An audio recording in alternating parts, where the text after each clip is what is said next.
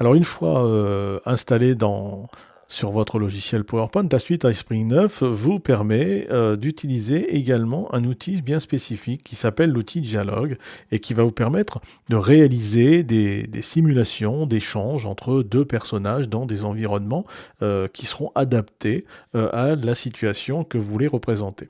Alors je vais sélectionner ici cette diapositive et je vais ouvrir mon outil Dialogue pour que nous puissions voir son fonctionnement. Mon outil Dialogue est ouvert et voici comment il se présente de manière un peu différente des autres outils de la suite iSpring, puisqu'il va vous permettre de créer des scènes de manière totalement individuelle et de pouvoir ensuite les relier les unes aux autres en fonction des propositions de réponses que vous avez fait à vos utilisateurs, mais aussi surtout en fonction des réponses que vos utilisateurs ont choisies. Alors, visuellement, ça paraît un peu compliqué, donc voyons ce que ça nous donne en termes d'aperçu pour l'utilisateur final.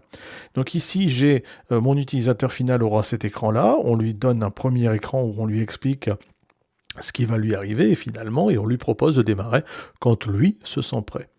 Et puis là, vous avez un premier personnage qui vous pose une question de manière écrite et de manière orale en même temps, puisqu'il est tout à fait possible, comme c'est le cas ici, d'importer de l'audio à l'intérieur de cet outil.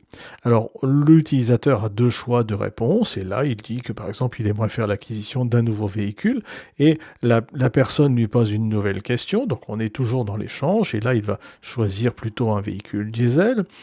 Et là, il va y avoir un changement puisqu'elle lui propose de l'envoyer vers un nouveau collaborateur. Donc il y a un changement de situation pour ne pas perturber l'utilisateur.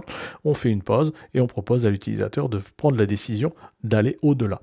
Et donc ici, en toute connaissance de cause, il a un nouvel interlocuteur qui lui pose une nouvelle question et qui va lui aussi lui proposer un certain nombre de réponses. Et on peut avancer comme ça pratiquement à l'infini, puisque tout va dépendre de l'imagination de chacun et de la situation finalement qu'on veut reproduire pour permettre aux apprenants d'effectuer des apprentissages qui sont en lien avec les activités concernées.